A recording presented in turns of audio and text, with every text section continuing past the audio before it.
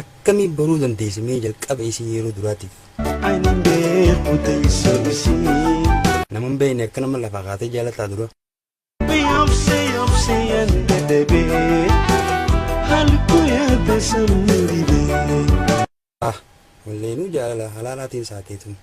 Aduudii haa eessuma teessoon isii. Eessuma teessoon isii. Yaa asumaaf taatu jaalalti falagootaati jenneetu bira kunna amma isitti argite isii duba.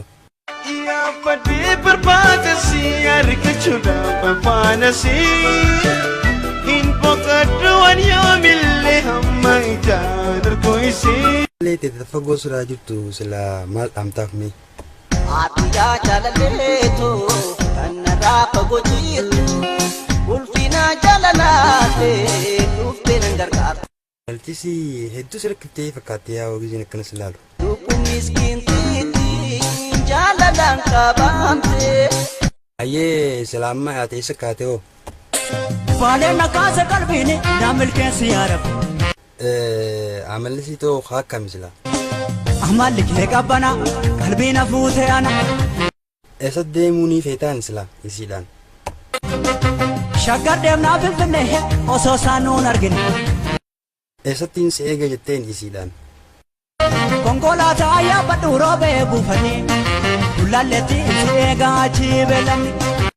Yoo haftee osoo eegu jirtu. Kireen kennaa ganama abbaan tuffatu allaatiin kennaa qocaa duraan fudhatu. Dhabuun dandeessu isii.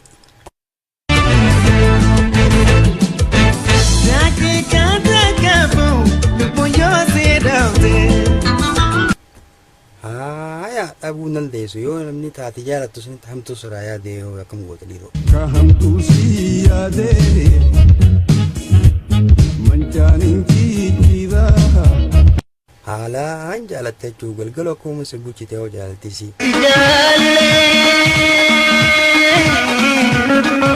Yaa lubbuu finkattee bal'aan kophaa miira baafadhaa libaami'aa.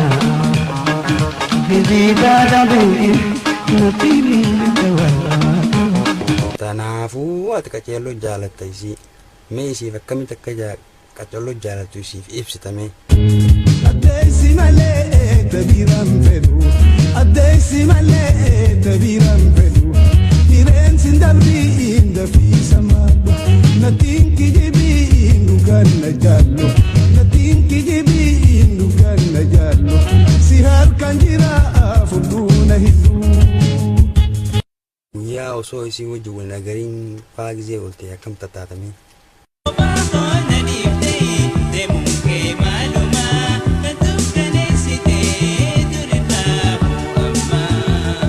Yaar jaarara akkam yaa'oo.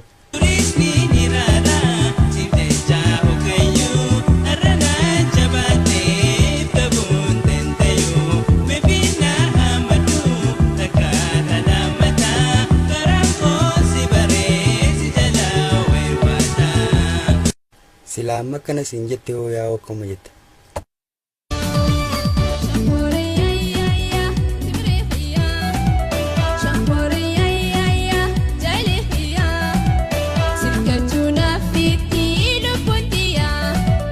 Atis akkana jettaaniin saa walleenuu.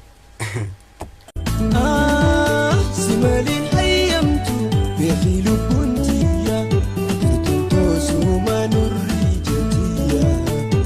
Isiinis achi akkana joon dhabdu.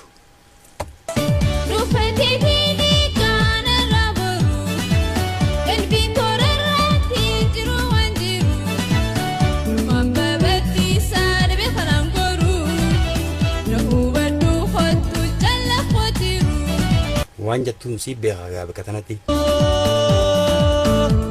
Sirraan kayyadhee abdii toomaraa karaan dheeraatus hin hafu sirraan cituu beekii yaadni koo jaalladha.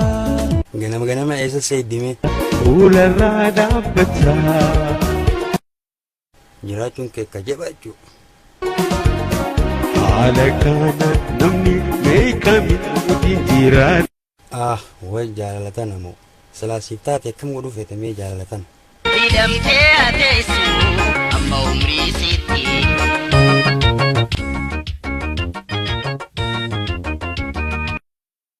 qopheessee dhiyeessaan ana Boronaa Yuusufii yaadaa fi hamilee yoo na cinaa dhaabbattan waan biraallee akkasumatti nutti fufaa jabeessuu hin dagatinaa. Filatuma.